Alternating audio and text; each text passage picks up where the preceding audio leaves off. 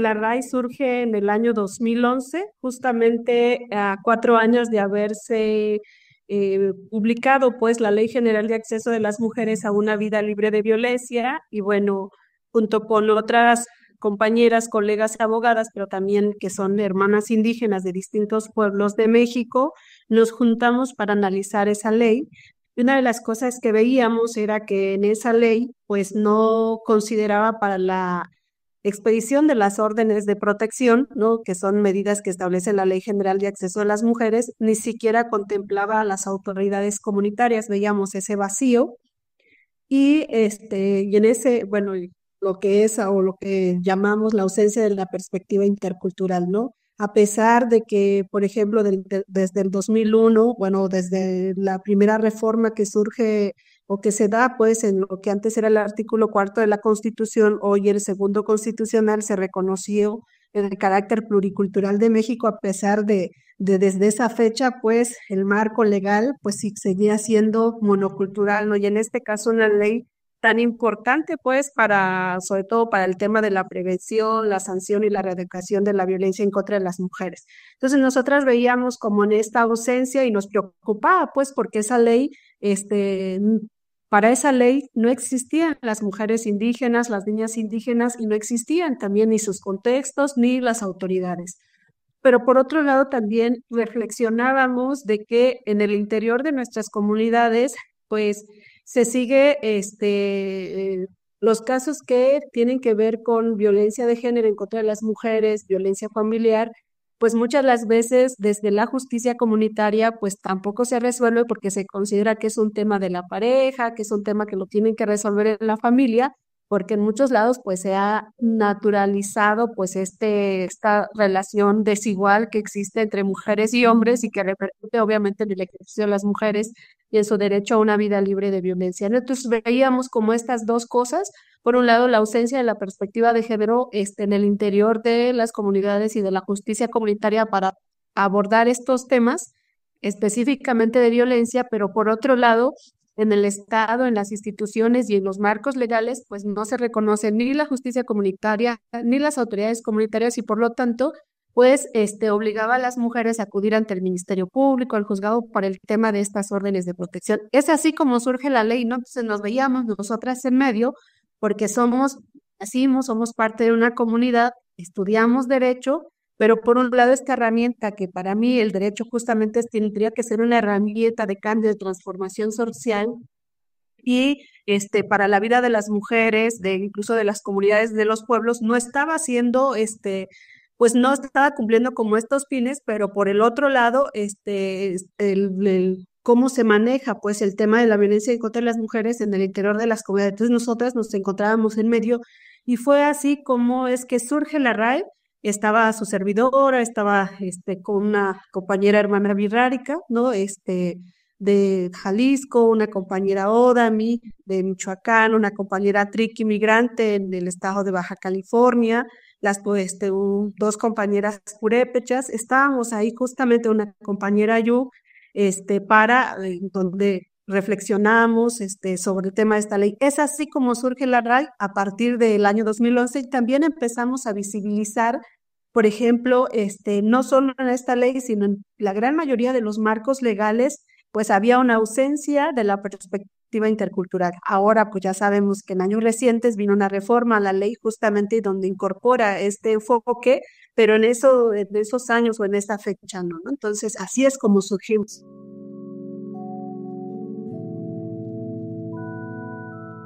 Los derechos de las mujeres indígenas consideramos que se encuentran aún en una etapa en la que no son plenamente reconocidos, respetados ni garantizados. Tan es así que la RAI nace con esa misión, con ese objetivo de luchar porque los derechos de las mujeres indígenas sean reconocidos primeramente, ¿no? En un primer término, que el Estado reconozca y otros actores y actoras que los derechos de las mujeres indígenas tienen ciertas particularidades porque nuestros contextos son diversos, son complejos también, pero también a partir de este reconocimiento pueda lograrse una garantía en su respeto y en su ejercicio. Específicamente desde la RAI hablamos como un eje central el derecho de acceso a la justicia, que abre la oportunidad de ejercer los otros derechos. desde nuestra experiencia acompañando a mujeres y niñas en situaciones de violencia, pero también a sus comunidades, porque planteamos que no podemos hablar solo de derechos de las mujeres a título individual, sino en esta sinergia que existe con sus pueblos, con sus comunidades. Nosotras mismas emergemos como mujeres abogadas indígenas, pero también porque tenemos un respaldo y una historia en nuestros propios territorios. Entonces, a partir de ello es que consideramos que todavía falta un gran camino que recorrer en esta defensa, garantizar los derechos de las mujeres indígenas, pero que hemos estado organizadas ya durante varios años, no solamente la RAI, sino un gran grupo de mujeres indígenas ha abierto camino en espacios tanto nacionales como internacionales. Siempre he mencionado que las mujeres indígenas han sido vanguardia en las luchas, en cualquiera que mencionemos histórica, ahí hemos estado las mujeres indígenas, a pesar de que no existe el reconocimiento histórico. Y bueno, esta no es la excepción. La RAI también sigue abriendo brecha, o eso pretendemos en nuestra lucha, para otras mujeres indígenas y otras abogadas indígenas.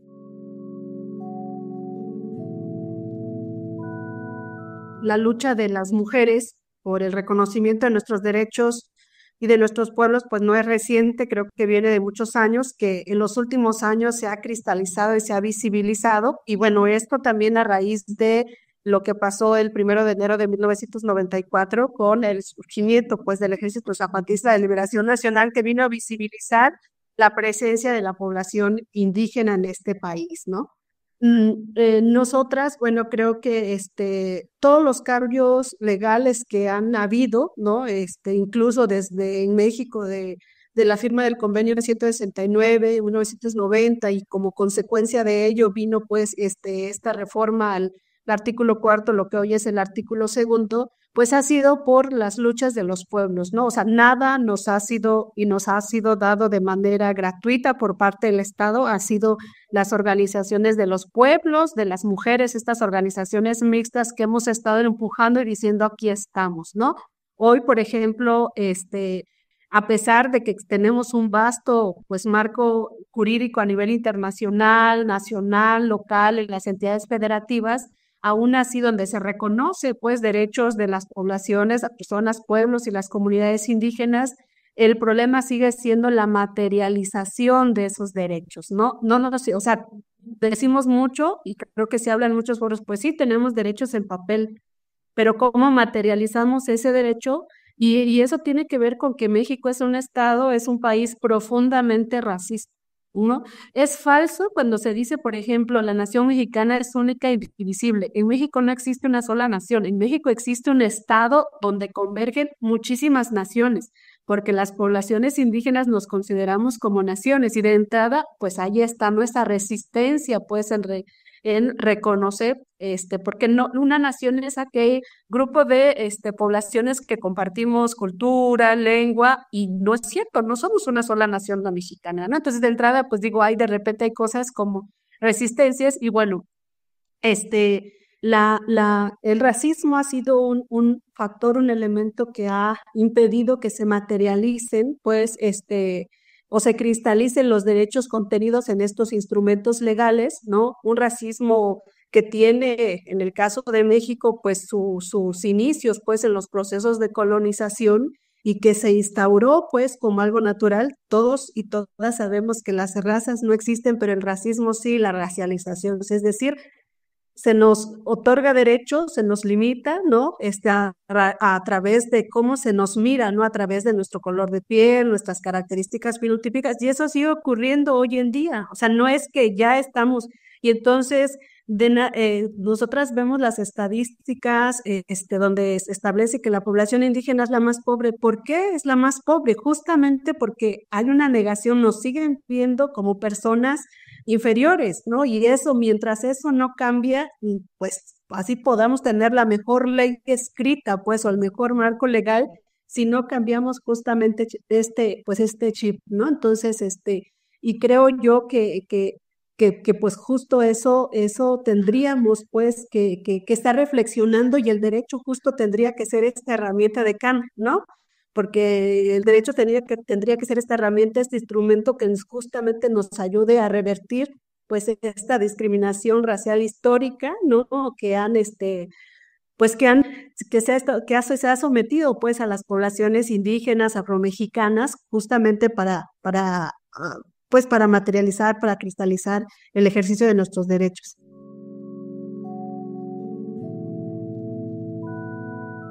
Retomando justamente las palabras de la maestra Flora, em, para poder plantear, hablar de pluralismo jurídico, de interlegalidad y de coordinación entre justicias, tendríamos primero que plantear una visión transversal, un enfoque transversal antirracista en todas las políticas del Estado. Y esto lo menciono porque ya existe el reconocimiento del pluralismo jurídico. Se encuentra en el artículo 2 constitucional, así como en diversos convenios internacionales que México ha suscrito, tales como el convenio 169 de la OIT, tal como la Declaración Americana de Derechos de los Pueblos Indígenas, la Declaración de Naciones Unidas sobre Derechos de Pueblos Indígenas, entre otros, otros que son importantes, como la Convención para la Erradicación de todas las formas de racismo también.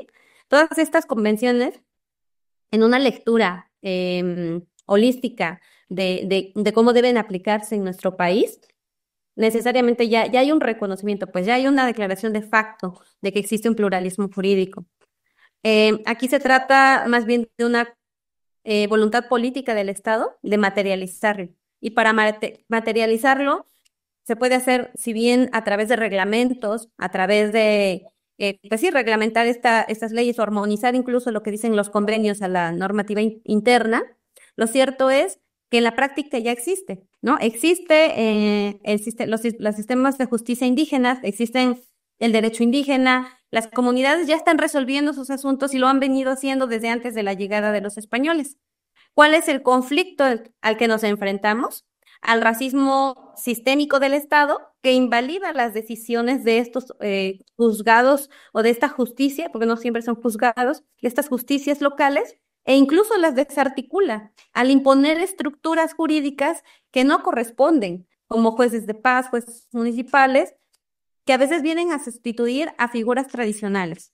Ahora bien, como ya han pasado muchos años con estas malas prácticas, lo que se podría hacer es reconocer mayor autonomía a estas autoridades comunitarias que ahora se nombran jueces locales, municipales, de paz, etcétera, jueces de comunidad, reconocerles la autonomía de sus decisiones y tomar en cuenta que tan válidos son estas justicias y este derecho, y me atrevo a decir estos sistemas normativos indígenas o sistemas jurídicos indígenas, que también a nivel académico del derecho hay una resistencia porque se asume que no somos sistemas jurídicos, porque hay toda una teoría de los sistemas jurídicos que invalida la existencia del derecho de la forma en la que la creamos los pueblos.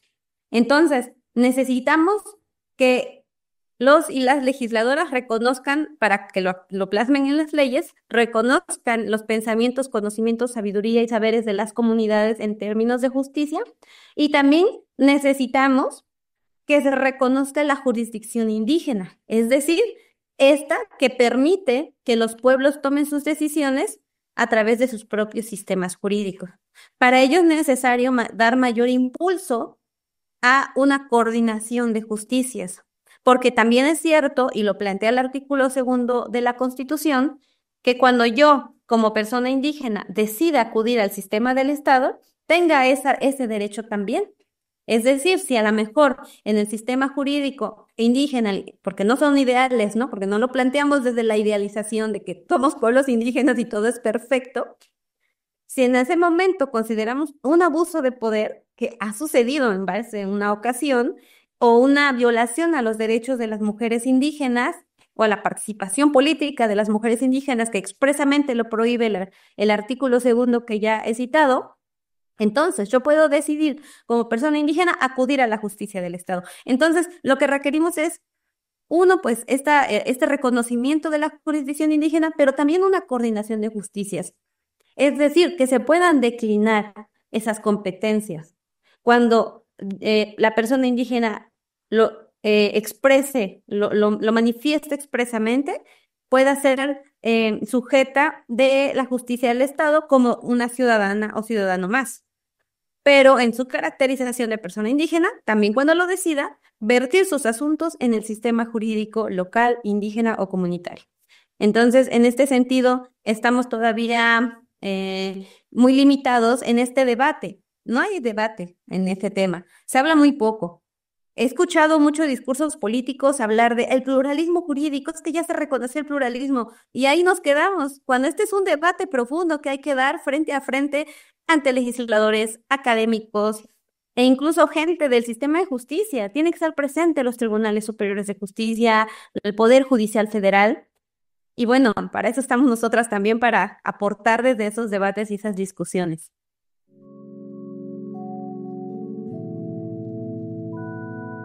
La RAI, bueno, es una red, es nacional, estamos actualmente en 10 estados de la República Mexicana, estamos en Baja California con compañeras triquis, mixtecas, estamos en Chihuahua con compañeras mixtecas y también compañeras odamis o tepehuanos, estamos también en el estado de Jalisco con compañeras birráricas, estamos en el estado de Michoacán con compañeras purépechas, con compañeras otomís, en el Estado de México con compañeras mazahuas, ¿no? En Oaxaca estamos compañeras zapotecas, mixtecas, ¿no? Ayuk, chinantecas, en Puebla con compañeras mixtecas, náhuatl, ¿no? En Guerrero con compañeras mepas y mixtecas también, en Yucatán con compañeras mayas, y bueno, estamos en ese estado y bueno, somos de diferentes pueblos, ¿no? Está el pueblo mixteco, zapoteco, el pueblo birrárica, triqui. Somos aproximadamente compañeras de 13 pueblos indígenas, ¿no? Que habitan y estamos pues en el norte, en el sur, en el este y en el oeste, ¿no? O sea, estamos como a lo largo y ancho del territorio. Y bueno, sabemos que existen muchas abogadas que son indígenas, pero para ser parte de la RAI, pues se requieren como más que requisitos, primero, pues que seas una persona que provienes de una comunidad, que seas abogada, que seas mujer, pero eso no es suficiente, sino que tengamos compromiso, pues, con la lucha de los derechos de las mujeres y de nuestros pueblos y sobre todo que sigamos manteniendo el vínculo con nuestra comunidad. Para nosotras eso es muy importante porque sí hay muchas abogadas indígenas o abogados, bueno, en este caso es una red de abogadas indígenas, pero sales de la comunidad y ya no, ya estás desvinculada, ¿no? Entonces, y la característica es que tenemos claro este compromiso pues con la lucha de los derechos de nuestros pueblos, con énfasis en el tema de los derechos de las mujeres, dada la situación que enfrentan las mujeres, tanto en el interior de nuestras comunidades que enfrentamos, como también fuera de la comunidad en el ejercicio de nuestros derechos, pero también mantener ese vínculo porque eso nos permite pues seguir justamente dialogando, reflexionando y generando pues desde la comunidad tener este respaldo para generar estos cambios que se necesitan, ¿no? Sobre todo en el plano del derecho. Entonces, básicamente así estamos conformadas. Nosotras tenemos, ya lo comentaba la compañera Yuteita, nosotras tenemos como 3 ejes en los cuales realizamos nuestro trabajo. Ejes temáticos, uno es el derecho de las mujeres a una vida libre de violencia y otras violencias, ¿no? Como en estas violencias también, donde abarca el racismo, la discriminación y todo eso. También otro tema que trabajamos es sobre la participación política, democracia y gobernanza, y el otro tema también es sobre tierra y territorio desde la libre determinación. Y todo desde estos dos ámbitos, tanto al interior del ámbito comunitario y también fuera de la comunidad, ¿no? Y ya lo decía la compañera también, una de nuestras líneas es el acceso a las justicias. Nosotras hablamos de las justicias en plural, no, porque siempre hablamos de la justicia, pero nos referimos a la justicia estatal. No, también existe una justicia comunitaria, aunque el Estado, sus instituciones y la sociedad no indígena no lo reconozcan, esta existe, está vigente y todos los días las autoridades comunitarias resuelven los casos de sus integrantes, hombres, mujeres, que son sometidos, ¿no? Entonces, muchos de los casos no llegan y solo si no se resuelve y si es decisión de la persona, mujer, hombre, de la comunidad, llevarlo ante el Ministerio Público, el juzgado se conoce, pero si no, hay mucho subregistro. Pero lo cierto es que todo el tiempo las autoridades están resolviendo estos problemas donde la justicia estatal no llega, ¿no? Entonces, para nosotras, por eso hablamos de las justicias en plural. También, otra línea de acción que tenemos, aparte de los ejes de temáticos, los temas que comenté, es el tema del el fortalecimiento de saberes, no de capacidades, de habilidades. Igual trabajamos mucho con autoridades comunitarias, trabajamos también con instituciones del Estado, un poco esto, la necesidad de utilizar la perspectiva intercultural. Ahora le hemos agregado otro enfoque que es la perspectiva antirracista, porque para nosotras la interculturalidad no es suficiente como herramienta, pues no, o sea, que en este pues, diálogo que tendría que ser horizontal y no vertical, lo que ya nos decía la hermana Yuteika de coordinación, por ejemplo, si hablamos en el tema de justicia, sino que muchas de las veces hay una desigualdad estructural, pues no sistémica, y que eso solo podríamos eliminarlo, erradicarlo, si adoptamos un enfoque antirracista y sabemos de dónde proviene, ¿no? De lo contrario, pues sí, son intentos, pero hasta ahí nada más, ¿no? Entonces, pues justamente eso y el tema de la incidencia, ¿no? Tratamos de hacer mucho trabajo de incidencia y decirte pues que en el tiempo que llevamos como RAI, pues sí hemos logrado revertir algunas cosas, hemos litigado, pues acompañamos casos ante el sistema de justicia y hemos tenido algunos resultados que han sido muy satisfactorios en beneficio de, pues de las mujeres y de las poblaciones indígenas.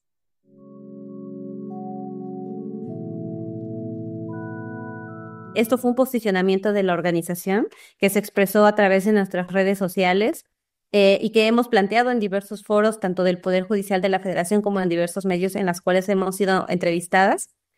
Nosotras planteamos una postura crítica frente a la reforma y que más allá de venir a decir que todo estaba mal, como hacer una crítica nula o sin profundizar en ella, realmente nos pusimos a analizarla a profundidad y nos hemos dado cuenta que, bueno, en ningún apartado de este texto de reforma se toma en cuenta a los pueblos y comunidades indígenas. Expresamos en nuestro comunicado, en nuestro pronunciamiento, que considerábamos que no nos tomaba en cuenta, pero no solo no se nos tomaba en cuenta en una consulta, en nuestra opinión a lo mejor como comunidades de manera general, sino que incluso no se preguntaba a organizaciones que hemos trabajado en temas de acceso a la justicia. También del texto notamos que en el recuento histórico que hacen de la justicia, aquí sí en singular, en el recuento que hacen de la justicia en México, no hablan tampoco de las justicias indígenas de las que hemos venido nosotras recalcando todo el tiempo. Incluso el recuento histórico ni siquiera menciona a las personas indígenas. Estamos totalmente invisibles en ese texto y creo que eso es bastante doloroso a nivel como social, ¿no? Saber que en un cambio tan profundo del Estado, porque es un cambio estructural al Estado mexicano, no estamos siendo tomadas y tomados en cuenta como comunidades ni como personas.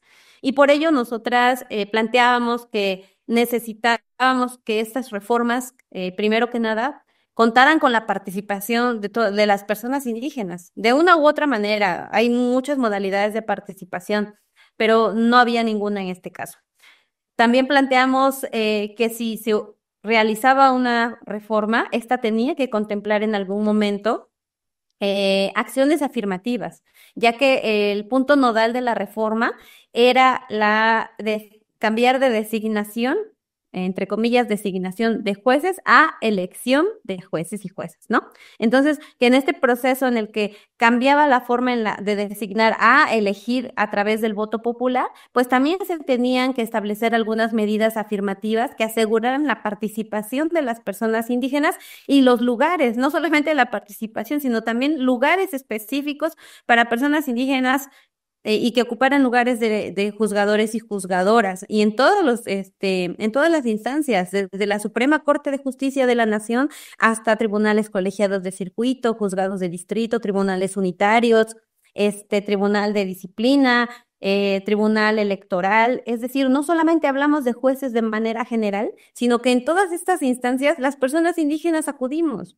Acudimos mucho al amparo cuando se trata de nuestro territorio, acudimos cuando se trata de una violación a derechos humanos, de discriminación, de acceso a servicios, y ni aún así se pensó que debe existir una acción afirmativa. Entonces, esto fue algo que recalcamos, pero no solamente lo criticamos, sino les propusimos, valórenlo. Incluso realizamos incidencia directamente, buscando a las y los integrantes de los consejos de evaluación con el Comités, objetivo, ¿perdón?